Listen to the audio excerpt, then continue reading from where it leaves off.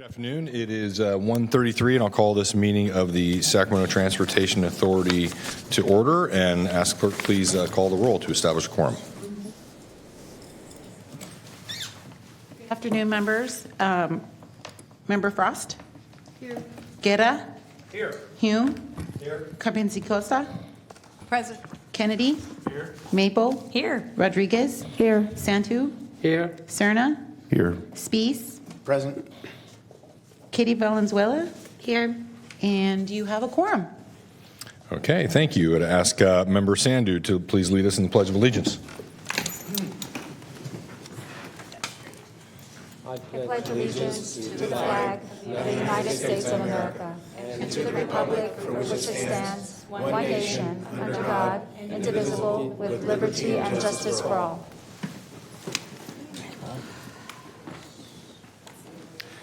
Okay, Madam Clerk, can you please read the announcements and instructions for public comment and how to view the meeting? Yes. This meeting of the Sacramento Transportation Authority is cablecast live on Metro, Cable 14, the local government affairs channel, on the Comcast Consolidated Communications and AT&T Uverse cable systems. This meeting is closed captioned and live streamed at metro14live.saccounty.gov. Today's meeting replays Sunday, August 13th at 2 p.m. on Channel 14. This meeting can also be viewed at youtube.com/MetroCable14. To make an in-person public comment, please complete a speaker request form and hand it to the clerk. The chairperson will call your name when it is your turn to make a comment.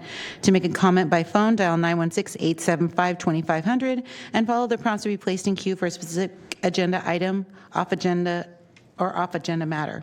Clerk staff will transfer each caller into the meeting. You may be on hold for an extended period of time, and your patience is appreciated. You may also send written comments by email to boardclerk@saccounty.gov. Your comments will be routed to the board and filed in the record. And that concludes the announcements. Okay, thank you. So then we'll move on to our off-agenda public comment. These are for items that don't appear on the agenda. Do we have any public comment, off-agenda public comment? I did not. There's no one in the queue, and I did not receive any public comment slips. Okay, and I don't see anybody raising their hand out in the chambers. So we'll move on now to our executive director's report. Mr. Busey. Okay, thank you, Chair. Okay, let's go through the Executive Director's report. So SB1 funding round and awards and Measure A projects, we talked about this at the last meeting, but I wanted to go back to that. So at the June 28, 29, 2023 CTC meeting, the following three Measure A projects received funding as part of the competitive Senate Bill 1 program. $25 million for US 50 Gold Line Corridor Enhancement Project, $10 million for the SAC I-5 Managed Lanes Project, and $3 million for the Grant Line Road Safety and Freight Mobility Project. So for both the SAC I-5 Managed Lanes Project and the Grant Line Road Safety and Freight Mobility Project, they were actually going to receive additional Measure A funds in our annual budget that was approved in June. These awards happened after that. So basically, SDA staff has requested a meeting on both projects to determine the need for these Measure A funds in light of the new state grant funds. The other item I want to cover is the ongoing Measure A 5-year MOUs. So in June, the SDA Governing Board completed an effort started in March to receive presentations from the County of Sacramento, all of the cities, SacRT, Paratransit, and Sac Metro Air Quality Management District on their use of Measure A funding on an ongoing basis for essentially 5 years. And through a variety of actions at the SDA Governing Board, beginning in March and through June, we approved all these items. So I wanted to kind of close the loop on that. So with all those MOUs now executed, all those actions by the board will allocate approximately $740 million in Measure A funding over the next 5 years to those agencies. And those are our ongoing funds, which represents about 80% of our funding. And in the Executive Director's report, I've kind of provided a listing of all the agencies that received funding. Moving on to the SACOG Regional Funding Round Working Group. So in March, SACOG began the process of updating its competitive regional funding round, utilizing 2 working groups with meetings through August of 24. The first working group is at the SACOG board level with Supervisor Desmond representing Sacramento County. And the second working group is at the staff level with myself, planning directors, and public work directors meetings essentially looking at a similar working group. So those meetings have ramped up from quarterly to monthly, and I just want to make sure the board is aware of my role in those meetings, but I will continue to advocate and assist our partner agencies in discussions with the intent of ensuring that, Sacramento County receives their fair share of federal and state funds. I want to note, though, that there is an anticipated new countywide level prioritization effort that will be included in the upcoming SACOG funding round. I think SACOG is still working on that, but SDA has traditionally filled this role in the past of doing the countywide prioritization. So I'll continue to provide these updates in my executive director's report. And the final item I have is the Freeway Service Patrol procurement. So staff is preparing a RFQ to tow providers, essentially to provide roadside assistance and towing service through Sacramento Freeway Service Patrol. The purpose of the RFQ is to establish a list of interested companies that meet our qualifications, and then we will present the results of that RFQ in the next few months. And with that, that is my executive director's report, and thank you all for listening. Okay.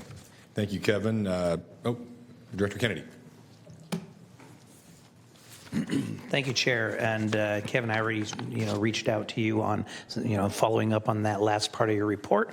I just wanted to give an anecdotal instance in which a county supervisor was driving down I-5 on the way to work on a busy Tuesday morning. Actually, his wife was driving him because he's still blind. And we had a blowout on I-5 during rush hour, and we're in a very precarious, and let's just say my wife was somewhat concerned, would be, to put it mildly, with trucks going by us at 65 miles per hour within inches of my car, which is a Mini Cooper, which is disconcerting in itself. Called AAA, and AAA reached out to the FSP, and they were there within 8 minutes. Had our car up on a flatbed during rush hour, got us off the freeway and in safety. This guy had ice going through his veins. How he could walk into traffic the way he did, and they do it on a regular basis. So, and then I look at the door and I see STA and SACOG's logos on that door, and I thought, okay, so, I did good. Thank you all for your staff and for a program that is unheralded and people don't talk a lot about. The chair and I have talked about it, and him in his former life was, well aware of the concerns and issues. Thank you very much, and please pass on to your staff that, they're doing a fantastic job quietly and really saving lives. I really appreciate that. And let's thank Jen Dahl for managing that program for us. Thanks, Jen. Yes. Good job. Thank you, Director Kennedy. That used to be my office there on the side of the road. Okay. Any other comments from directors? I don't see any on the phone. Alma? We do not have any public comments. And no other comments from directors? No one here in chambers. Okay. Then we'll move on to the consent calendar. Are there any directors who would like to remove an item from consent or pull it for discussion? Move consent, Mr. Chair. I'll second. Okay, we have a motion and a second. Who was the second? Me. Director Rodriguez. Do we have any public comment on the consent calendar? We do not have any public comment on any of the items on consent. Okay, we have a motion and a second. Please vote. Please vote from your... And the motion carries by unanimous vote. Okay, then we'll move on to item 7. Item number 7 is to approve the refunding of the 2009C, 2014A, and 2015A series bonds and debt policy update and related matters. This was an item that was continued from June 16th, item number 11. Okay, thank you. Good afternoon, Dustin. Good afternoon, Vice Chair and Board of Directors. I'm Dustin Purinton, the STA Accounting Manager. So staff is proposing the adoption of a resolution authorizing the full or partial termination or refunding of the 2009C, 2014A, and 2015A series bonds. That's the $318 million of variable rate debt that STA has outstanding, and terminating the related swap agreements in a transaction not to exceed a net present value cost of $15 million or 4.71% of the refunded principal. So that gives us a cap to go up to. And staff is also proposing an update to the debt policy. And I'd like to note a minor change that was proposed after the posting previously. Page 6, Section 7E, the additional bonds test should state 200%. This change is more conservative than the previously stated 180%. The threshold gives us a limit to the new debt service that the authority can undertake. And this new debt policy also adds an annual overview of the bond debt that will be presented to the board of directors at a regular meeting. And this will include refinancing opportunities and other summary level information. The bond refinancing project team is in attendance to answer any questions that you might have on the documents provided in the board present package. And with that said, I'm going to continue on with Peter Schellenberger's presentation. All right, so we're going to quickly go over a lot of things that you've seen a couple of times to this point. We're going to talk about the swap termination, the refunding, and we'll get started here. So there are many pros and cons to this refinancing. What we're proposing is refunding all of the variable rate debt, so $318.3 million, and repaying the $29.4 million in termination costs to eliminate the swaps. As you've probably seen, interest rates have been rising, so our termination costs and the swaps have actually been decreasing, and our position has improved since the last time that we brought this to the board. And we are going to we're proposing setting a call on the new bonds to refinance them in 2033 for potential debt savings. The intent is to break even or come in positive with the refinancing. So the pros are eliminating all the variable rate debt in the interest rate swaps, simplify our portfolio, and reduce some of the banking risk that we have with our outstanding liquidity arrangements. And this provides us some flexibility to refund in the future for approximate savings of $15.2 million. The cons are this will cost us money initially that we should be able to refinance and save money in the long run. So the current cost as of the preparation of this presentation was $8.5 million, and that was, I believe, on Friday last week. And that's a net present value. The net present value through 2039 is 2.68% of the refunded principal. So like I mentioned previously, the 4.71 is our cap. Right now we're at 2.68. And this is going to reduce a little bit of the funding in the CIP program, at least interimly, until we start getting into that refunding. So this is a summary of the net present value and the debt service over the course of the proposed refunding. Again, it's going to increase debt service $8.5 million with this refunding. And again, it's 2.68% of the refunded principal, so we're within our guidelines. The new bonds, the intent is to refund them in 2033. If all things remain consistent with history, we should have an opportunity to do that with interest rate levels over a 20-year average have actually been in a position where we can recoup all of that, the negative savings. So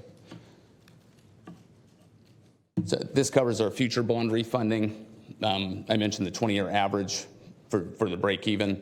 So to break even at Friday's levels, we would have to recoup $8.5 million, which over the 20-year average, we have some room there.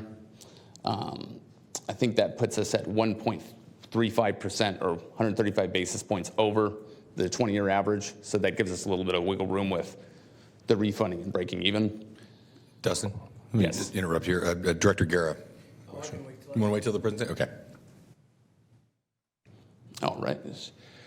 So the recommended refunding authority, the resolution that we presented to you gives us that cap of not to exceed $15 million or 4.71.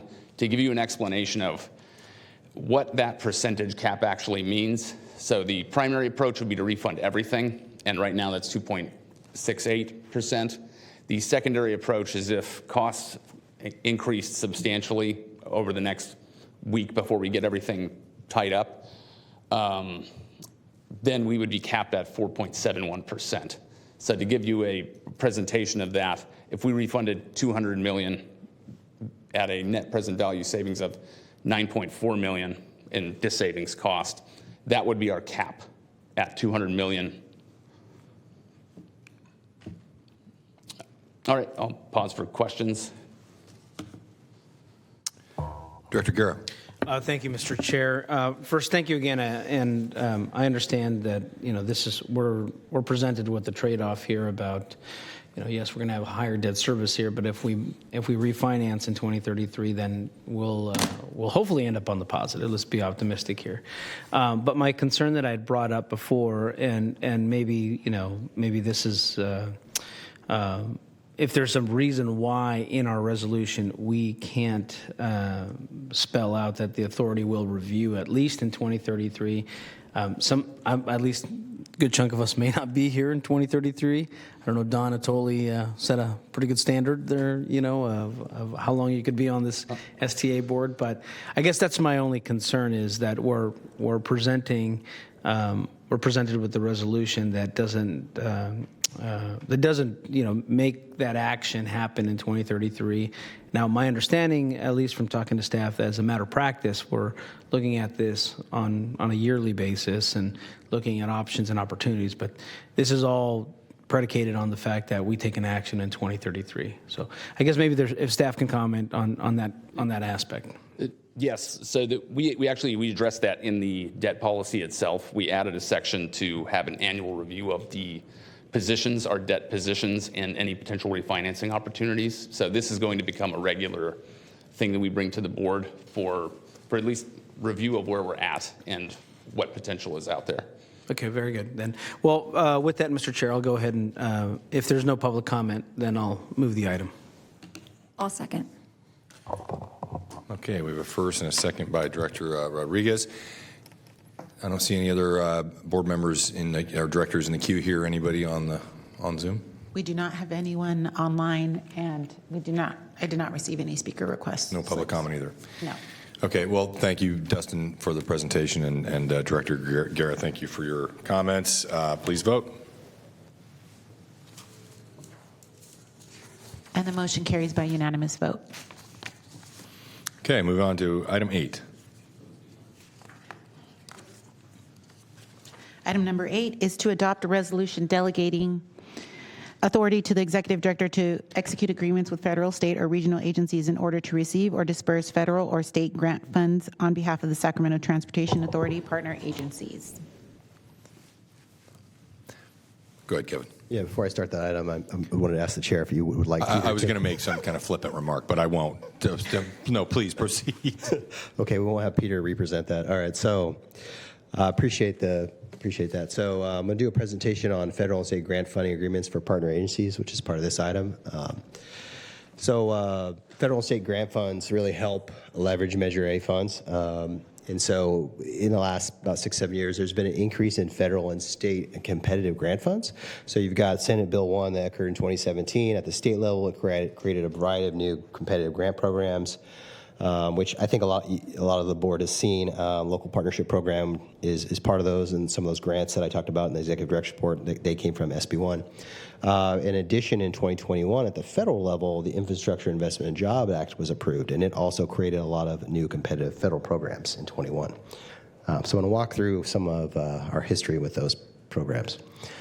So some of our successes under SB1. So STA advanced $42.5 million to Caltrans position for the Solutions for Congested Corridor program in 2018. And as a result of that advancement, Caltrans was able to position themselves such that they were awarded $15 million for Interstate 5. So the Interstate 5 project that was just completed that goes from Elk Grove to downtown, that $50 million was used to fund the HOV lane extension. That project obviously was a much larger project, included rehabilitation, included pedestrian overcrossing in the city of Sacramento. But that is the project. That's a good success. Now, the much larger award in 2018 was the $110 million for US 50. So they used our 42.5 to get these two awards. The $110 million is for that project that's currently in construction now. One of the main goals of that project is extend the HOV lanes that just ended at Watt Avenue, take them all the way into downtown Sacramento. In addition to that, that project also is going to improve the pavement, and address some vertical clearance issues at bridges. And there's a host of other improvements. Caltrans is here to answer any questions, thankfully, on the more details of that. But that's a really good project where STA kind of helped get that project ready and get the funding. So moving forward a bit, so now SDA has prioritized and applied for local partnership programs in both 2018 and 2020. That resulted in, for the Capital Southeast Connector, they got $20 million, and for Sacramento DOT was awarded $13.3 million for South Watt. Moving up to kind of more current years here, so we did things a little different, and so SDA prioritized and applied for a US 50 Gold Line Corridor Enhancement Project. That project I talked about earlier was awarded $20 million. $10 million of that is going to Sacramento County for improvements on US 50 at Hazel Avenue, Aerojet, and Folsom Boulevard interchanges. Another $10 million is going to Sacramento Regional Transit, and that's for their Gold Line modernization. So these are all good examples of where SDA actually applied on behalf of these agencies. That's just the way this program is set up. The other thing we did that's new that we had not done before is SDA applied for Caltrans for the Trade Corridor Enhancement Program in 2022. So this was a new thing. They asked us to do it. The board approved that. So Caltrans was, as a result of us applying, Caltrans awarded $10 million for the I-5 Managed Lanes project. It goes from downtown Sacramento to the airport. And this is just for final design, but once this will help them move forward. So those are all really good successes under SB1 that we've currently already done. I want to highlight that. Now I'm going to give you an example of another agency who's done something similar at a federal level. So this is Yolo County Transportation District. They submitted an application for Caltrans for a building infra program, which is a federal grant program, and Caltrans was awarded $86 million for Interstate 80. This is for managed lanes as well on the Yolo bypass between basically West Sacramento and Davis. SDA cannot do that. They do not have any sort of federal agreements in place to receive federal funds. That's why they don't apply. That's kind of why I'm bringing it up. So future grant challenges. Caltrans anticipates future opportunities at both federal and state level. However, each of these grants has kind of different criteria and eligibility requirements. So sometimes Caltrans needs to go through another agency such as SDA. So additionally, Caltrans as a statewide agency may not prioritize projects in Sacramento. A lot of times there's a prioritization in the Bay Area or LA, and they often limit their number of grants they submit to 3. So if we want a Sacramento-focused priority to move forward, another agency other than Caltrans has to submit that application. So SDA could assist Caltrans and other agencies in submitting applications that leverage Measure A dollars, but there's obviously some controls that we'd want in place. Approval is still needed by the STA board to apply for those grants, so we would not move forward applying unless we'd gotten approval, obviously. So an agency would ask us, we would come forward to the board for approval. We would also provide why we think it's a good idea to actually apply. There's a cost to these when you see these federal grant funds as far as administration and reporting, and so we've been lucky at the state level to the agencies that have implemented the projects and get the funding have been actually administering the grants and the reporting, and we'd like to continue that at the federal level. And then, of course, we would report on all the grants and agreements that we would get. So that is the presentation, and I'm going to bring up the recommended action, which is basically adopt a resolution authorizing the executive director to execute these agreements. There's a lot of various federal master agreements need to be in place in order for us to apply for grants, but it will allow us to do that. And I'm open to any questions. Okay, thank you, Kevin. I don't see any questions from directors. Anybody any questions on Zoom, online? No, we do not have anyone Okay. online who would like to make a comment or in chambers. No public comment? No. Okay. And I'll bring it back to the board. I'll second. We have a motion and a second by Director Maple. Please vote. Okay, thank you, Kevin. And the motion carries by unanimous vote. Thank you. Okay, moving on to item 9. Item number 9 is to receive information on the activities of the Future Transportation Funding Subcommittee and related efforts. Okay, Kevin, I'll turn it over to you again to report on our little committee. So I don't have a formal presentation, but I think I'm just going to provide a quick kind of informational item on this. So good afternoon, Chair, Vice Chair, Board members. So this is an information item. The staff report describes the activities of the Future Transportation Funding Subcommittee between April and June, as well as related efforts. So as a reminder, in February, the SDA Governing Board created this subcommittee to look at the practicality of future transportation funding and make recommendations to the full board.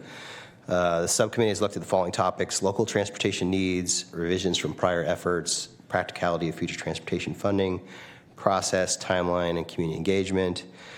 So this item provides a very transparent summary of the work to date. So I think this is really good to get out. And I want to thank the subcommittee members, Eric Guerra, Rosario Rodriguez, Bobby Singh Allen, Donald Terry, Rich Desmond, as well as our advisory citizen members, John Rector from who's a district representative for Operating Engineers Local Unit Number 3, as well as Deb Banks, who's the executive director of the Sacramento Area Bicycle Advocates. And then I also just wanted to quickly thank the people that came to present to the subcommittee: Nyla Pope-Harden with Climate Plan, Mike McKeever, I think he was formerly with SACOG, James Corliss with SACOG, and then Michael Quigley as well. That's all I had, and I know Supervisor Desmond is the chair of the SDA and the chair of this subcommittee. You have any comments? Love to hear them. Well, first, thank you for putting this together. I know when we initially assembled this group, I mean, the thought was that we would come with some kind of recommendation to the board, but I think we quickly realized with some of the polling efforts going on, we kind of pivoted and really just made it an opportunity to hear from a lot of different stakeholders. So I do think it was effective in that regard. I think after polling results, we can certainly reform if need be and make that recommendation.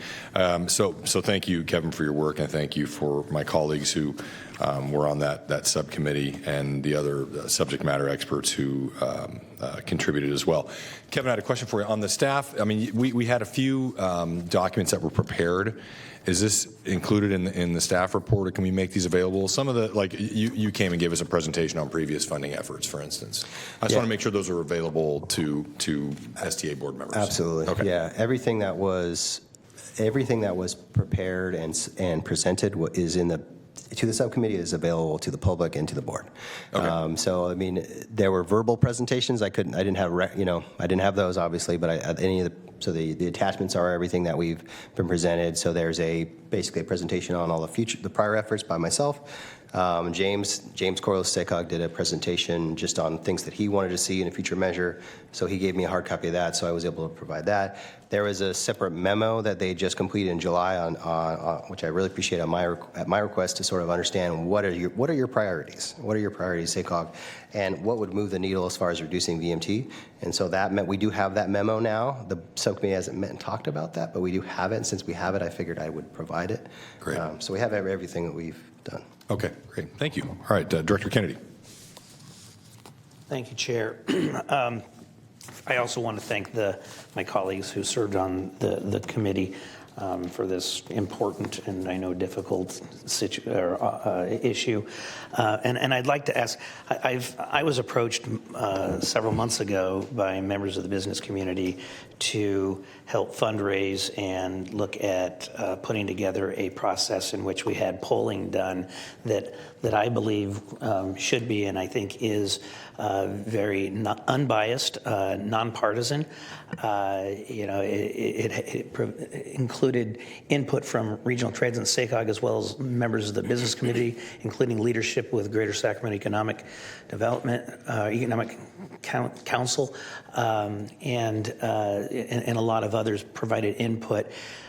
There was criticism that the last go-around, which did not involve this body or any other elected body, it was the quote-unquote citizens initiative, that the polling that was done was scrubbed and not unbiased, and that whatever this body decides in the future of whether or not to go forward with a measure is way up in the air at this point, obviously. But I think that the best information that we can have and the most honest and transparent information we can have to make that decision, the better. And so therefore, we went on a fundraising effort to put together polling. We did that. The poll is now on the street. taking input from many jurisdictions as far as what the poll looks like, and based upon what previous polls, not the last one, but previous polls showed us. And so I would like to, at this time, as I said, the poll is on the street. It will be complete by the end of the month.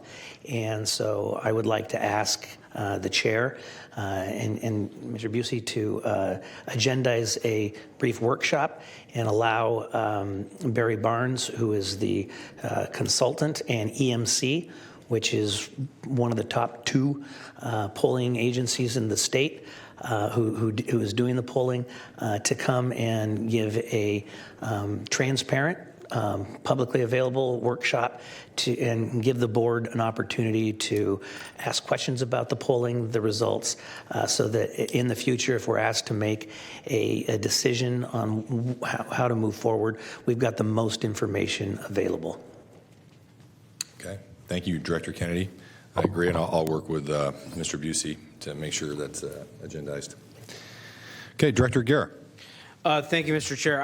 I wanted just to thank you and the members of the committee and our staff for having a conversation, and that, I think the important takeaway that came from that, and speaking with both proponents and opponents of both past measures, Measure B and Measure A, was not to rush into anything quickly. And I know that there was at least an interest in that committee to come out with something. But what was clear was there are a number of factors, including voter fatigue, questions about the economic climate, and how voters feel about that. So I want to thank Board Member Kennedy and the approach for getting the current day polling. But there were one thing that stood out significantly in each conversation, and that was engagement in the stakeholder process. And so whatever we do in the future, and if I remember when we did Measure B, the jurisdictions, the local jurisdictions, every city and county, a member of it, were involved at some point, whether it was because we got the information out near the deadline to get it on the ballot, but every jurisdiction was involved in local outreach, and I felt that was an important conversation that came about, is looking not only how the city's engaged, but how the different impacted communities can be part of that outreach process, because if we are going to go forward, and I think we should go forward at some point at a countywide measure, that it have a very thought out method of how we're going to engage the public, so that the educational awareness of the public comes across. So again, all that to say, I wanted to thank everyone who participated in the conversation. I think there was a strong willingness to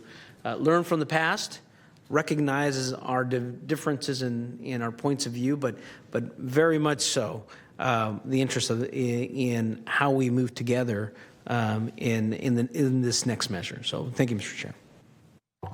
Thank you, Director Guerra, and I couldn't agree more on the public engagement. Okay, let's go to Director Frost. I just wanted to ask, when we do have the report back on the polling, if we can receive the polling, including the questions and the crosstabs and the entire poll, so that we can review it prior to the workshop? The idea was to provide complete transparency, so there will be nothing. You will get the good, the bad, and the ugly this time. Instead of last time, I believe we were just given the good. Thank you. Appreciate that. Mm-hmm. Thank you, Director Frost. Director Maple. Thank you, Chair. Just wanted to thank my colleagues who served on the subcommittee and for the report out. I did have one question. Appreciate the polling and looking forward to the workshop. One question I have is, obviously there's conversation happening that there might be another community-led effort as well. And so I'm wondering if that came up in your conversations at all, and if you were able to maybe get a presentation from those folks. Well, I'll also see if Director Guerra has comments, or Director Rodriguez. But we had heard a lot of different about different efforts going on by different groups, but we never got any kind of formal presentation by someone who's spearheading one of those independent efforts. By the time we concluded our meeting time, there hadn't been anything released. Now, subsequently, since then, we have had conversations with some of those lead efforts. But it was after our committee had already concluded. And it sounds, and at least my understanding is that that's still evolving in its state anyways. Okay, good to know. I think, obviously, I've said this before, I think whatever comes forth in the future, as much coordination as possible would be great. We don't want a circumstance, of course, where we might see multiple things on the ballot, and that could be Agreed. very confusing for voters, and, might limit the, what's possible with the ballot measure. And then I just wanted to note one other thing.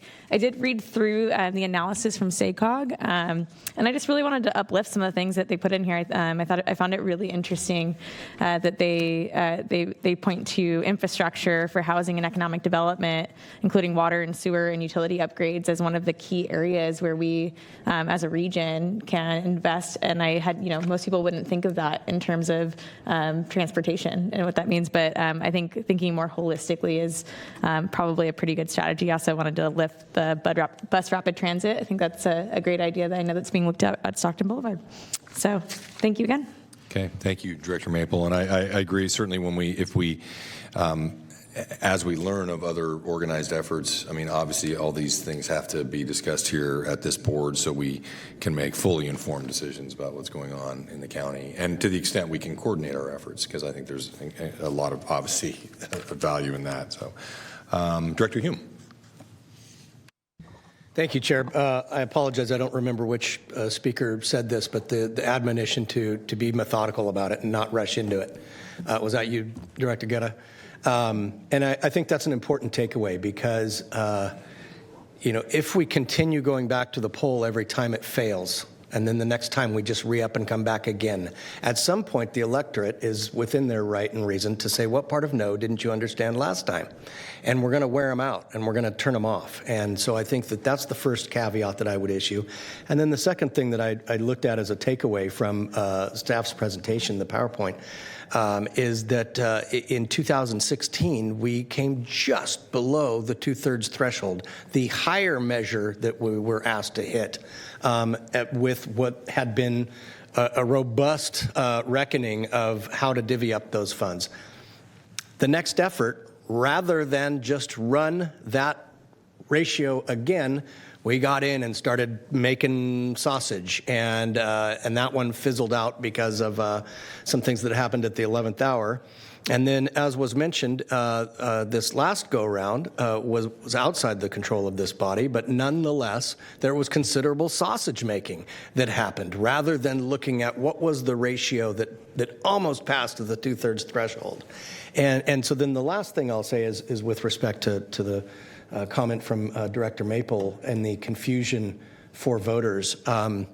Any effort that comes out, whether it's directly or quasi from this body, has to be transportation related. And so I know that the mayor is floating something that would muddy the waters considerably, and I think would work to potentially, again, confuse voters as to which measure to get behind or what effort to get behind. So I say go forward with caution, but let's see what the polling numbers. And then the last thing I'll say is this: trust the poll. If it says people want potholes fixed, then we should put the measure to fix potholes. That's all I'm going to say. Thank you. Thank you, Director Hume. Director Guetta, did you have another comment?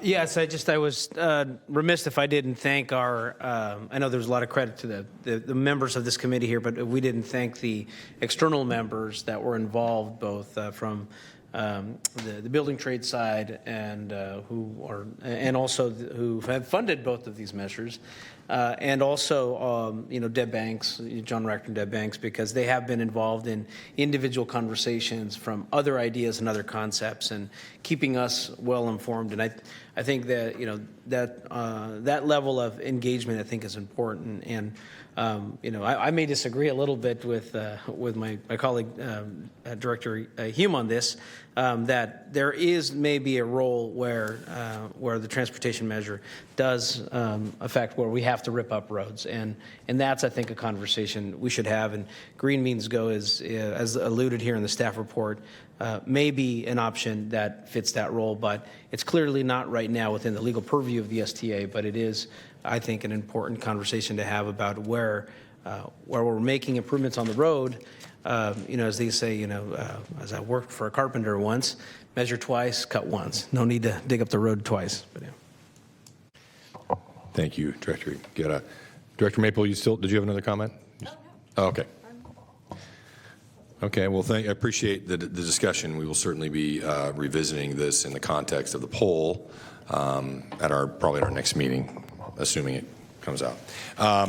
Any public comment or any comments from directors on Zoom? No, sir, we don't have any public comments. And no public comments, okay. Okay, this is a receive and file, no action necessary in this one. That moves us to item 11, and that's a closed session to discuss employee performance evaluation for our executive director. And I believe we are adjourning to room 1? Yes, hearing room 1. Hearing room 1. And then I'll look at our county council. Will we need to reconvene, Bill, after the closed session? We'll need to report out whether any action or no action was taken. I can do that. Okay. Chair, Closing answer. we do have. Yes, thank you. I just wanted Yes, go ahead, Kevin. We do have an item 10, which is comments from authority members. Oh, I apologize. I want to get that out of the way so we don't have to Right come back and everybody, we Yes. can. Director Kennedy, do you have a comment? I do not. Any comments from directors? I apologize. Okay, seeing none. Okay, then we will adjourn to closed session.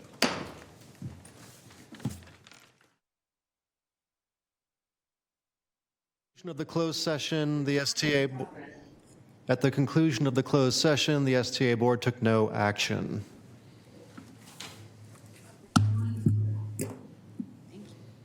The end.